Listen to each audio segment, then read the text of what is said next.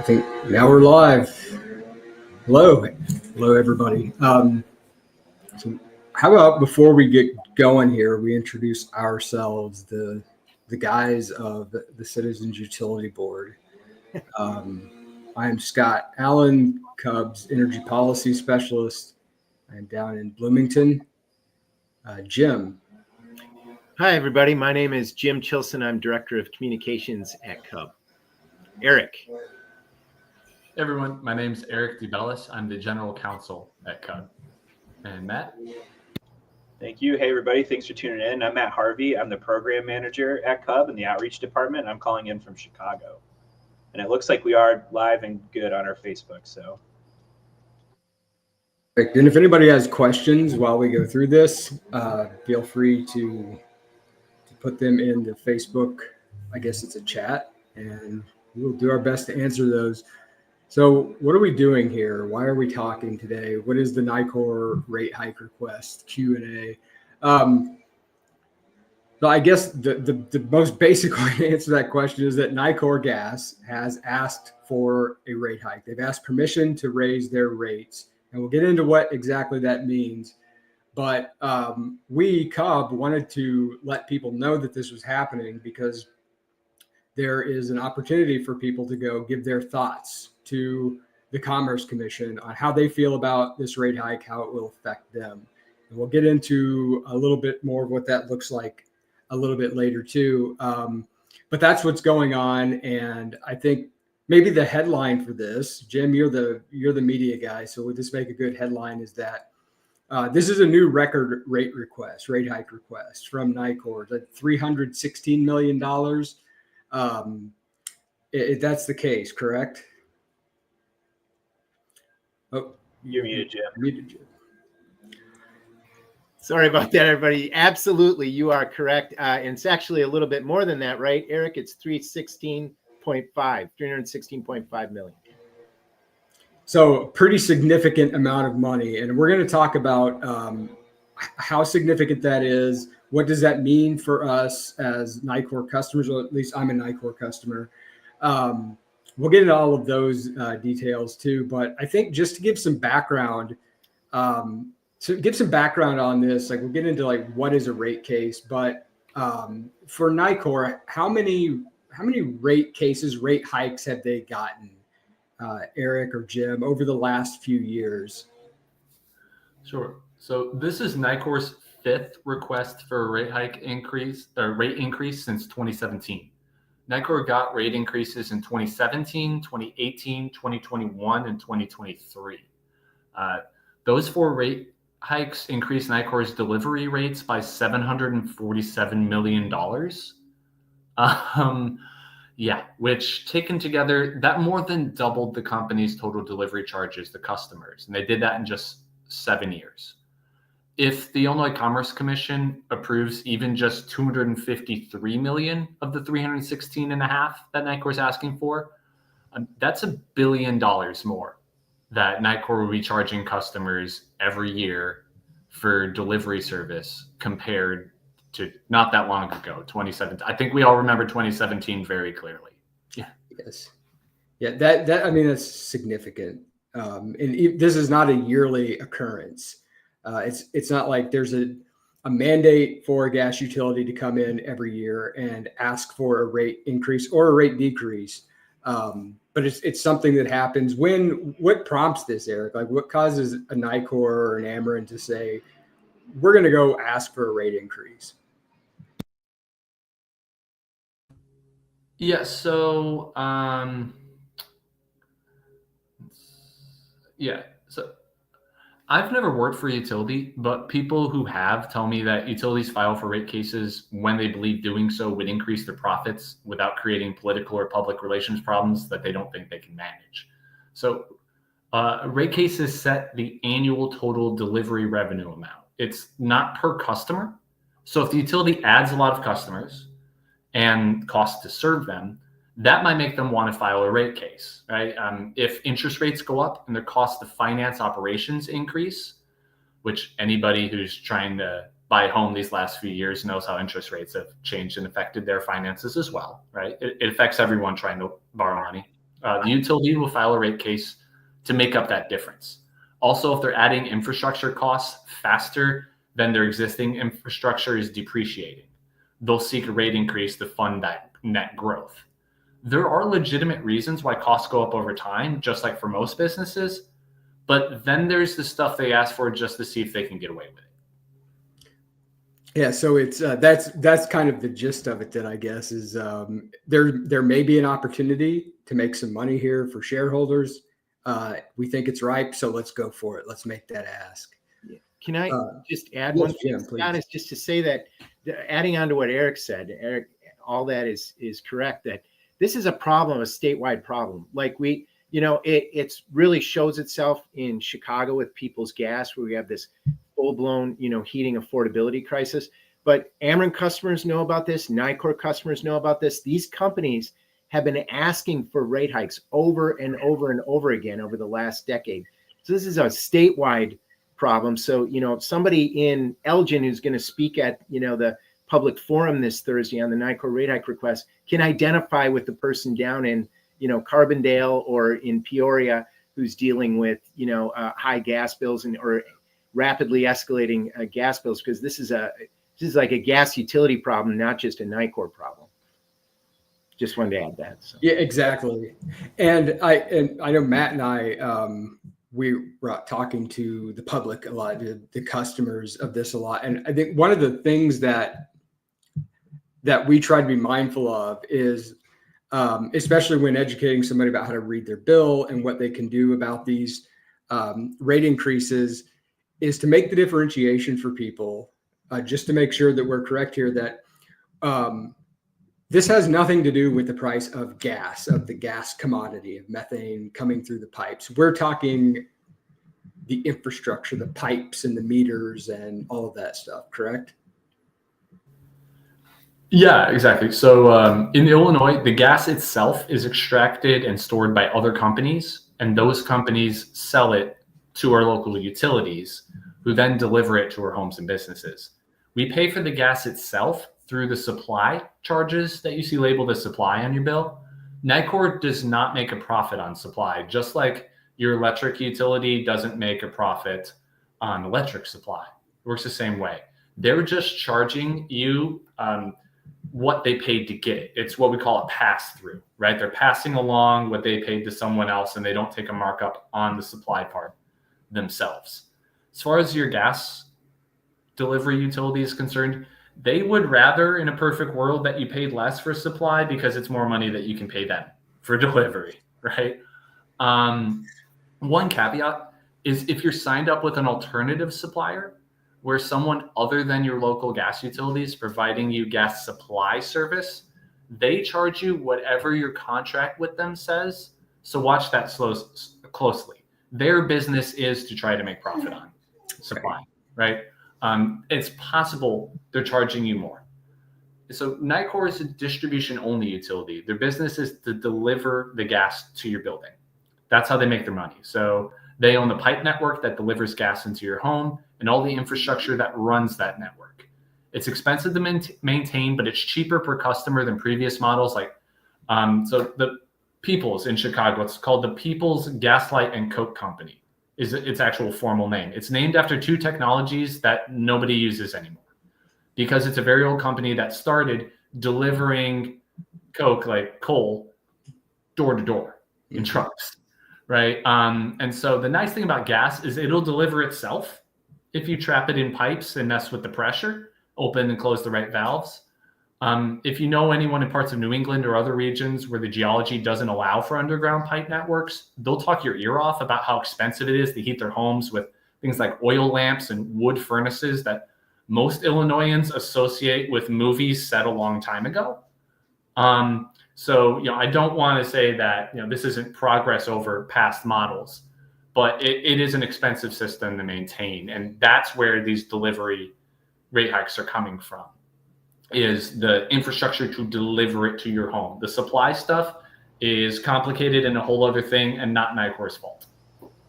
And so, Jim, please. Yeah, I just want to add to what Eric is saying is that when consumers are getting hit on both sides of the bill, right. Like last couple of years, gas prices have been relatively low, thank goodness. They're now on an upward trajectory, and the forecast is that they could be up for the next 2 years. When you have the supply part of the bill going up, and at the same time these companies are asking for these constant rate hikes, that is that's a double whammy. Consumers are getting slammed. It's the summer right now. That's good. Customers haven't really been hit with these high prices in the middle of the winter so far, but winter is coming, and that's really hard, where you're thinking that we could have a Nicor delivery rate hike in the winter, and at the same time they're dealing with those high costs. And it is true that the company Nicor is not making money off those high supply prices. As Eric said, they just pass those on. But as he said in the opening, the profit motive is just, these companies make a return on investing in the system. And that has been, a tool for profits. And I think Brian McDaniel always says, our friend Brian McDaniel is works in, lobbies in Springfield and fights the good fight for Cub. He likes to say, a lot of times we're treated like an ATM, that we're treated like the gas company's ATM. So anyway. Well, that's to riff on that, Jim.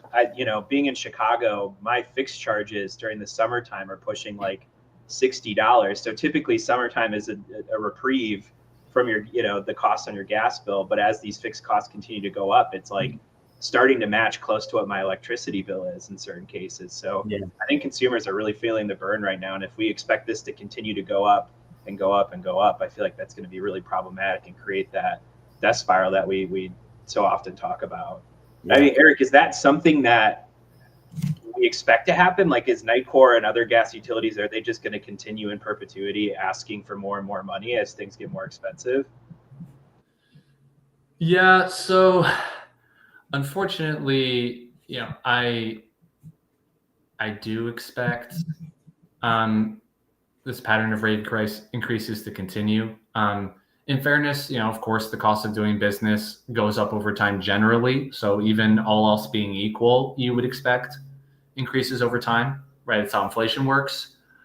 But there's a troubling incentive here. And what Jim was getting at is that we call it the gold plating incentive, right? And it's like fancy old law review article jargon for they make money by spending money, which is not normal in business, right? So you have some categories of expenses like supply, right, that are pass-throughs. But when they're financing big infrastructure investments, they are effectively taking out, it's like taking out a mortgage in customer's name in a way. And they're both the one who decides how much to take out, subject to review by the Commerce Commission, and also the one making the profit and collecting the interest, right? So basically the way it works is if they spend more on infrastructure, and let's say it's financed over 40 years, and the return on equity is the profit margin that their shareholders get, right? Equity as opposed to debt. Debt, taking out loans, equity, issuing shares to investors in the company itself, right? Their investors want more profits.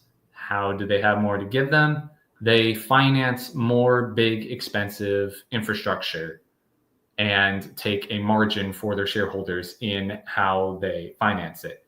And so we fight a lot over their return on equity, that sort of profit margin that their shareholders get. But it's both about what percent margin do they get and how much infrastructure, like financed, we call it rate base spending, they get to do. So they have this incentive to build out the system more. That incentive to always be growing spurred a rapid expansion of these services throughout the region, and the customer base just kept growing, spreading those costs across a larger group. That was important for getting access to new technologies to rural areas that didn't have it before, right? When this regulatory system was developed, that was the goal, right? Was to electrify and give access to gas and water to as much of the country as we could, as fast as we could.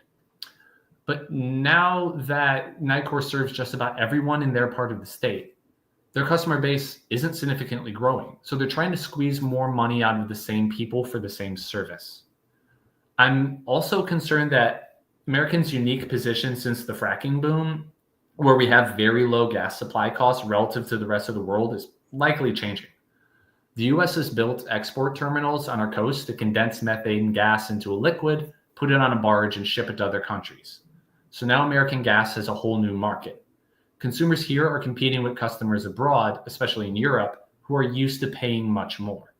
That's a big part of what is people contemplating a transition away from the dependence on methane gas, even setting aside the very real environmental concerns. So in addition to delivery rate hikes, I expect we'll experience supply rates continuing to go up as we're increasingly an exporter internationally of gas and playing in markets where American gas can be sold at higher prices in foreign markets, and our consumers are competing with others on price.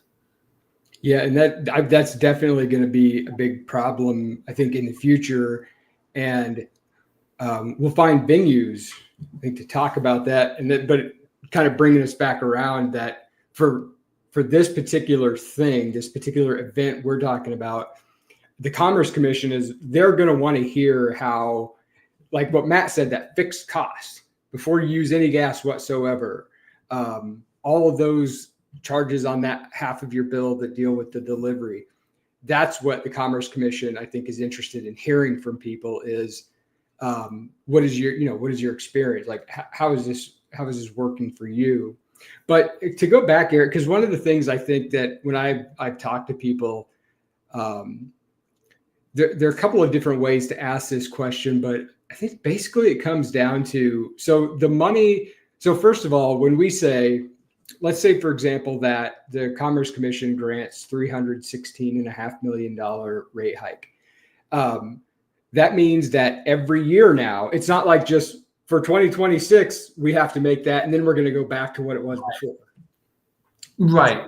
It's ratcheted up and it's going to stay there.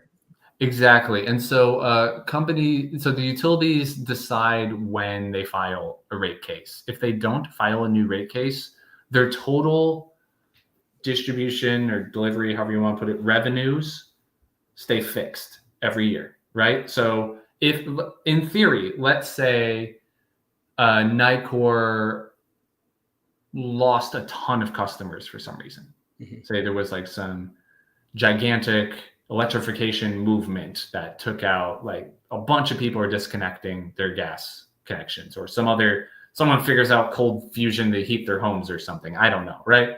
Let's just say there's a huge drop off in their customers. Well, then they could just choose not to file a rate case, and they have the same pool of money they're approved to collect.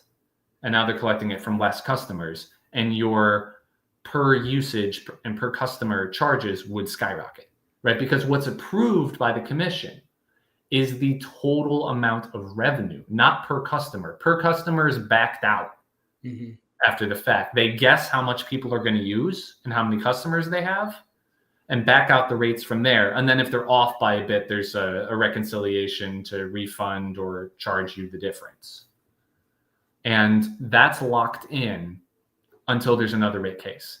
Now, legally, the Commerce Commission is allowed to initiate its own investigation of rates, and they can start a rate case on their own order without the utilities asking for it and make the utilities defend their revenues. I have no experience with that happening here, but legally they're allowed to do it. And I will warn, though, as tempting as it is to say, why don't they open an investigation every year and slash their rates every year? If that went up on appeal, we might have some problems, right? Because they do have a right to recover the reasonable cost to provide service. So no matter what, it's a nuanced fight based on evidence. And so that's really helpful. And I think it leads into kind of the second question that people ask is that now, again, in a world where the commission approves this $316 million going forward, is that money being used to fund new infrastructure? Is it being used to pay off old infrastructure? Is it being used to keep up with,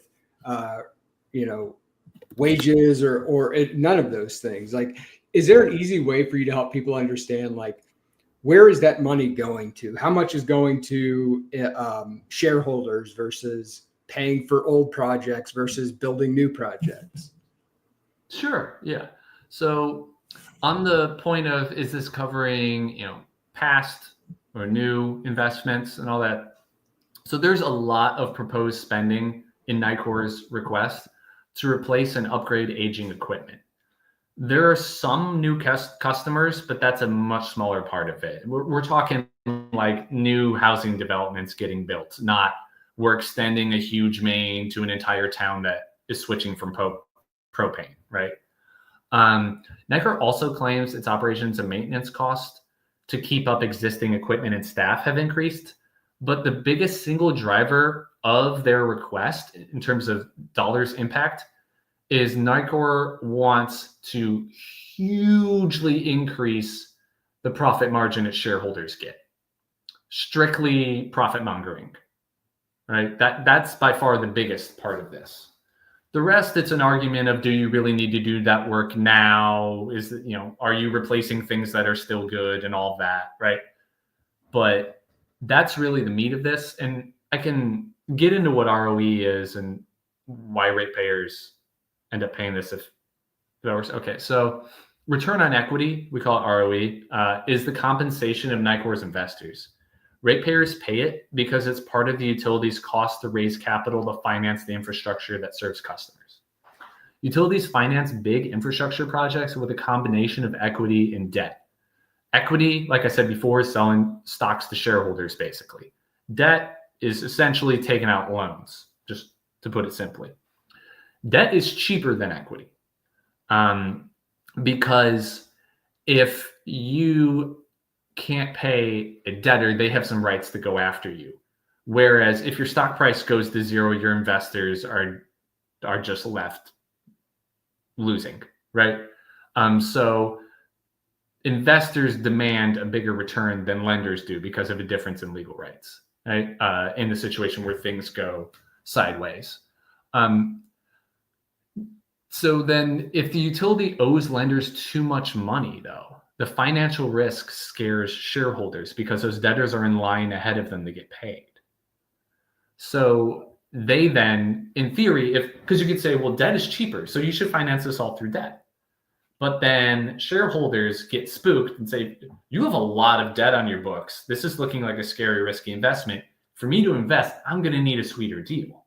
So it's a trade-off, right? If your debt ratio gets too high, your credit rating could be at risk. And if your credit rating gets downgraded, investors are going to want to be compensated more because you've just been categorized by a bunch of experts as riskier.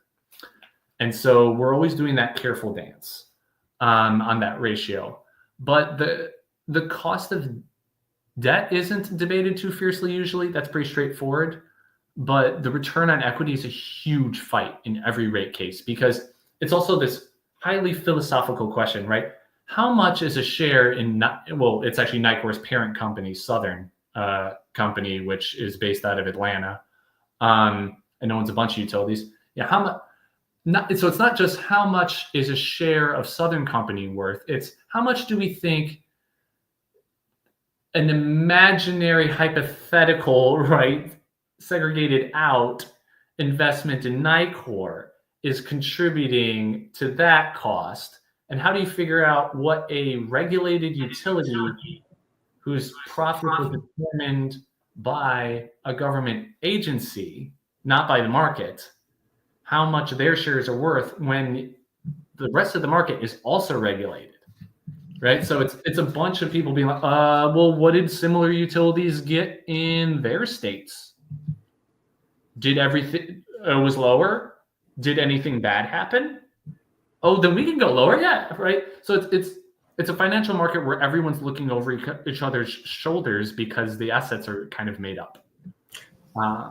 So I nerd out about this because I litigate this issue all the time, and it's really impenetrably complex for people. And then once they do understand it, they don't feel better about it, but I'll also say a state can't just be like, oh, well, we're going to give you half what every other state gives their utilities, because then investment dollars will just go to those utilities in other states instead. So it's a gradual process of, I think the whole industry is overinflated, but bringing that down steadily is a fight that happens one state and one utility at a time. Mm-hmm. Can I add something to this? Because Eric has dragged me kicking and screaming into this world, and he knows how hard it is after doing this for a couple decades. It's still hard for me to grasp, but I want to point out the good work that Eric and the legal team have done. When I say Eric and the legal team, it's Eric and Laura, working fighting this.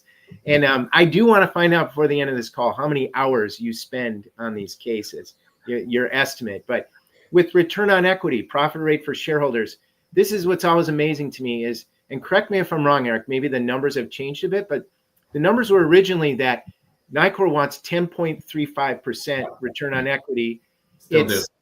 They still do. We want to move it down to 9.45, right? So 9.45 to 10.35 does not seem like that doesn't seem to me like that's less than a percentage point. That is about $50 million we're talking about in the rate case. That is just amazing to me how big of an impact that makes. And then the other thing I just want to point out is this one I have a hard time wrapping my head around is executive bonuses. Mm-hmm. That is like $18 million they want. First of all, it's not that we're against executive bonuses. And Eric, maybe you can explain that. It's not that we're against executive bonuses. We're against executive bonuses for reaching financial goals that have absolutely no benefit for consumers, right? Yeah. So then the technical term for that, it is executive bonuses, but the technical term is they call it incentive compensation, just if someone happens to look up our briefs, just so you know where to look. Which if you read our legal briefs, I'm so sorry. Reach out. I can find you more fulfilling hobbies. So it's with these bonuses, what it is so the company is allowed to recover its costs to compensate its workers, right?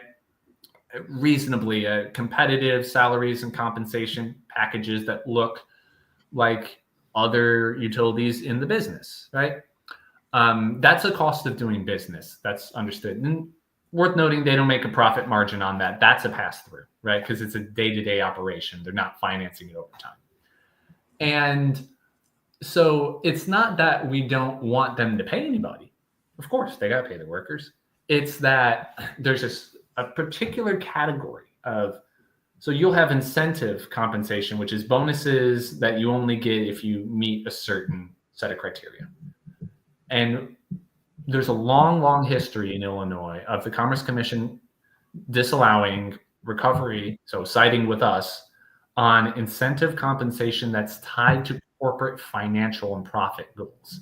The idea being, it's not a cost, it's reasonably part of cost of service to give someone an incentive to do their job better, to serve us better.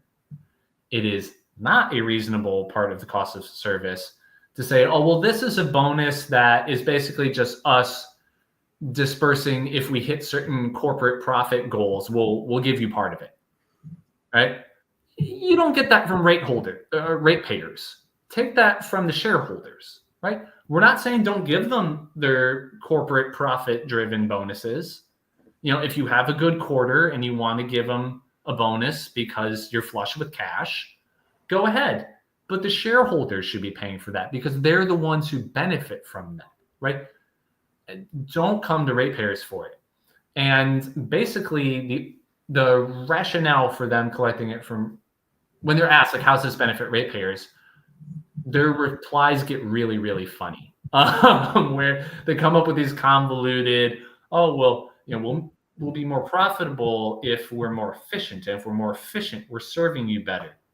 Any specific examples of things you did at work today to make that happen?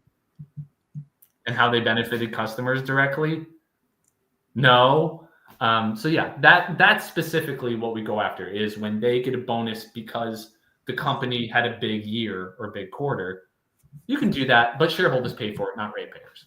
Yeah, I'm guessing they're not big fans of Marx and like what is the value of labor and that sort of thing. But that is before we jump on to, I guess, the hearing part of this, I think that's another thing that particularly hear it from younger people, people younger than me, I guess. I think they have this thought. There's some catching on that what we're doing is paying for infrastructure that is going to go in the ground. And there's this question that people have, like, somebody in their 20s or 30s, like, I cannot imagine a world where we are heating our homes with gas in 30, 40 years. So why would we spend all of this money to put stuff in the ground that it just seems inconceivable that we'll be using? Yeah. Is it fair to say that a lot of this, because you've already said, Eric, that kind of the business of a utility, a gas utility, is to figure out a way to expand forever. And if you can't do that, you got to start gold plating things. Right. So is there any truth, though, to the fact that this infrastructure might outlive the gas utility business as we know it? Yeah. So we're not running out of the gas itself, but there is reason to doubt Nicor will be delivering as much gas to as many customers decades down the road as they do now. We're starting to see more customers replacing appliances that used to run on gas with electric versions. Like if you're replacing your furnace with a heat pump, or you're getting an electric stove. A lot of people, so if they electrify some appliances but not others, they reduce their usage but remain connected to the system, right? So they're still paying the fixed charge that Matt's stinks because he's in Chicago. It's a lot, right? If they electrify everything, they cease to be Nicor's customer. So there are two factors to that trend. Less therms of gas are going through the system, and there are less customers paying for it all. So that drives supply costs down by decreasing demand for gas, which is good. But for gas delivery rates, it means spreading the same infrastructure costs across a smaller number of customers, increasing each customer's share of those costs. Remaining Nicor customers would face higher costs, pushing more to switch, and unfortunately driving more to be disconnected for inability to pay as well. So that's the utility death spiral that you hear analysts talk about, right? It's further complicated by the fact that early adopters of newer technologies tend to have more money. And so you have a situation where Nicor's customer base could get smaller and poorer while they're still paying off the financing of infrastructure they built years ago and now might not need it all, right? Or might at least not need all of. Nicor's response to date has been to insist that's never going to happen and the ICC should just keep approving more spending on their system. And don't worry about it, guys. Nicor argues electrification is an incomplete solution, will always need their pipeline network, and they should get more money to upgrade it to handle lower emissions but more corrosive gases like hydrogen in the future, which trying to make hydrogen pumped into your home safe frightens me. There's some old grainy black and white footage from Germany that I recall on that point. But every analysis I've seen that wasn't paid for by the gas industry has found what Nicor is proposing isn't even remotely realistic. I don't know what the future holds, but the way the financing works, each new unit of gas distribution infrastructure typically takes about 40 years to pay off, right? So you're financing this over 40 years at a total rate of return. So that's equity and debt put together of, let's call it like 6 or 7, it's like 7%-ish, right? Over the course of 40 years, you're paying more. So the amount in rate base, let's say it's a $50 million investment, and they'll say, oh, well, you're only paying a couple million a year for that for 40 years. So at the end of 40 years, you're paying 2.5 times that. So that $50 million investment was $125 or so $1 million investment. And so to me, the question is, are we confident we'll still need all of this stuff in the year 2065? If not, then who is going to pay those stranded asset costs? How and when? That's complicated, but the part we know for sure is the more money we sink into Nicor's system now, the bigger that financial ticking time bomb grows. I feel like, not to interrupt, but I just like to put a point on it. I think all signals point to people electrifying. Like we've seen it start in 2022 in the United States. More people bought air source heat pumps than gas furnaces for the first time ever. They did it again in 23, did it again in 24, and then the last report that I looked at said we're on track to do it again this year. So, Nicor saying that it's not going to happen is kind of laughable, because if you look at the real data, it's happening in real time with or without policies. It just depends on the state and even the IRA incentives. People are just doing it based on what the dangers of gas and all of those things. So. Great. Do you mind if I add something too? That as Eric pointed out, like you can't ignore this. And I think that's the value of advocates getting involved is you got to manage this issue. It's not going to happen overnight, but as Matt says, it's going to happen.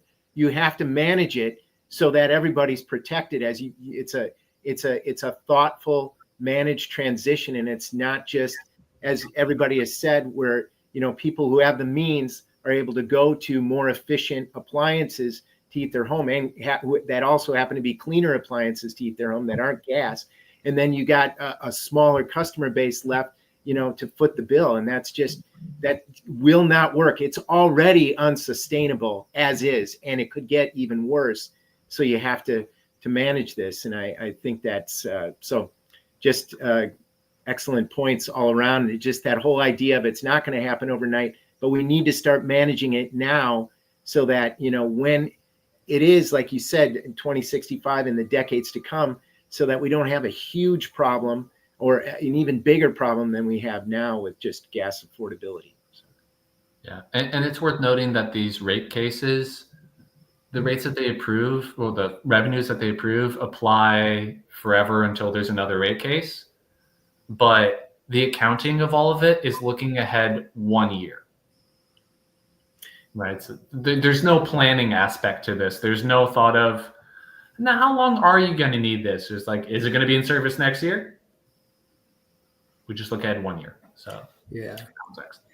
And so in that transition too, like everybody sort of has their role to play. Cub's role is to Eric, what he spends his God knows how many hours on, and Laura, how many hours she spends on it, is to, I think, get in there and argue that $316.5 million that Nicor is asking for, we think this is more reasonable. And then all of your efforts, I think all of your efforts are going toward lowering that as much as possible. And other people have different roles. The role of the public, the role of the, because for just a person, a regular customer to get involved in this at the regulatory level would require them to hire an attorney of their own and have standing to get involved in this. But what we have available to us as the public, as the ratepayers, is to the Commerce Commission will come out and hear you talk about this. And that's what we're here to ask people to do, is take this information that Eric and Jim and Matt have given, and now you understand a little bit more about where this money's going, how much it is, what the outlook of it is over the next 40 years. And then on the other side of that, so we have to do this balance between not scaring off investors and over leveraging and all this stuff. And then on the other side of that, we have people who are getting crushed by one more thing every day, and this increasing cost of gas. That fixed charge Matt was talking about keeps going up and up and up and up. And eventually you'll hit a point where, I don't know, half of your customers can no longer afford your service. And that is where we need the public to go to this hearing that we're talking about, that, we'll put the details in the chat in a minute. We need people to go out and tell their story. Tell the Commerce Commission how this affects you, how this affects your your aging parents or whatever it is, what impact this has on you. This is really the only opportunity, unfortunately, the only opportunity where the people have a chance to get on the record with the regulators, and they want to hear these stories from you. Is that fair to say, Eric? All of that? Yes. Yeah. And I'll note too that as much as, we certainly appreciate people submitting written comments, and, there's a reason that we send out all of those, reach out to the ICC, sign our letter things. I'm not going to name any organizations, but we're all, familiar with some organizations that are just harvesting emails that hit you up for money. That's not why we're doing it. That does matter. They do count how many of those there are to gauge like, wow, people are furious about this, right? It matters, but they also are not going to like sit down and read all of them. And so this is an opportunity to look these people in the eye and have them see you as people. And so, yeah, I would encourage people, of course, to be respectful, but at these forums, it's fascinating and a little surreal to just be in the room with the people who make all these decisions, and to be able to directly confront them and see sort of how everyone thinks of all of this, and force them to confront the real impacts on people's lives.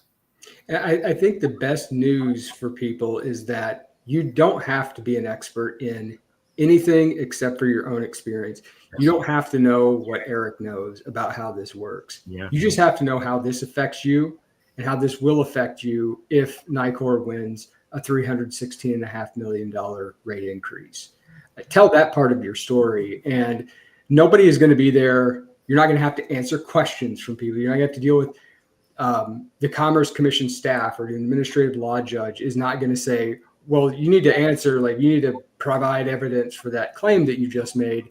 They're there to hear your story, and there will be, I think they call a stenographer or a court reporter sort of person who is taking notes of all this. It goes into the record, and that's it. You maybe 3 minutes, 3-minute time limit on that. Just show up and tell what your experiences is and how this will affect you. Maybe even 2 minutes. Yeah. And I do think that is it's important to do that, to let people know. If you can't get to Elgin for the public forum this Thursday, you can always file a public comment on the ICC's website. There are ways to do that. You can sign Cub's petition, which we send to the ICC. There are other ways, but it is important for them to see people talking about this. This woman got up and spoke at the one in Joliet in June, and she almost broke down. And it was sad to hear her. She said, just because you have a program that gives assistance to people who are having a hard time affording their bills. She says this to the Nicor executive standing there, sitting up on stage. She goes, just because you have a program that gives assistance to certain people who can't afford their bills, that doesn't make your bills affordable. She said that just because you have that program, she goes, people want to pay their bills. And this is what we hear when people call in Cub all the time. Sandra tells me, people, they have pride. They want to pay their bills. They want to stay. They believe in paying their fair share, but they're so frustrated with these escalating bills. And, it was heartfelt.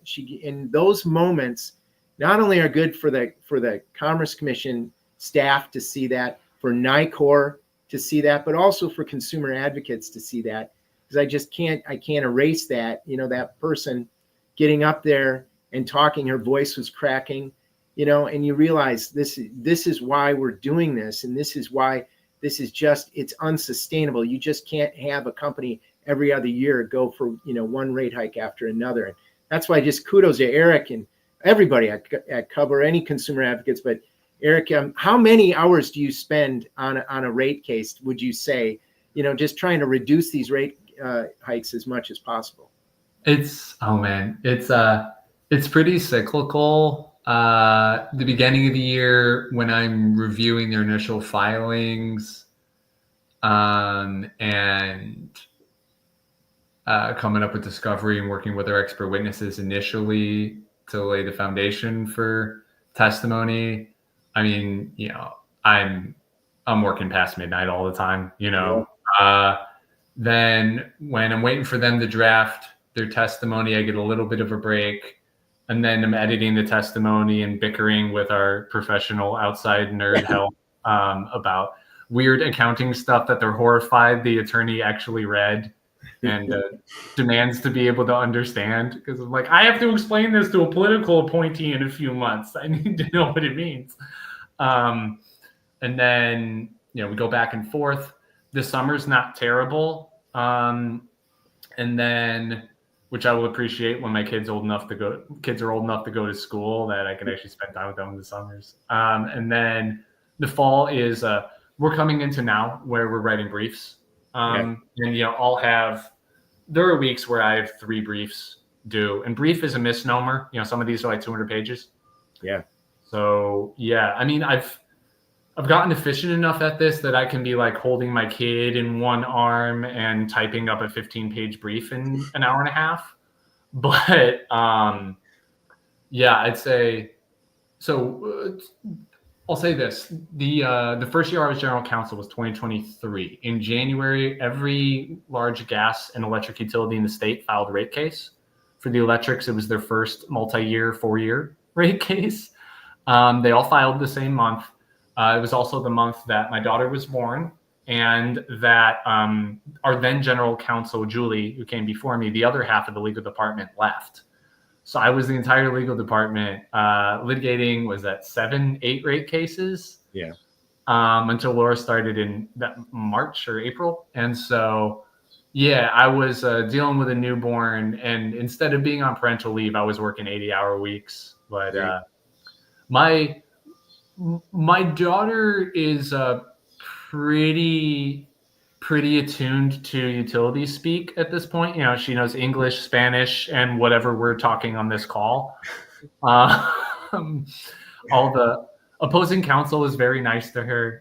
People will be in an intense negotiation, and then she'll just run up to the webcam and be like, "Hi," and people will stop being jerks to each other for a minute and giggle. But yeah, it's basically just integrated into all other aspects of my life. So per year, I mean, definitely over 2,000 hours on total rate cases per year. So that's 40.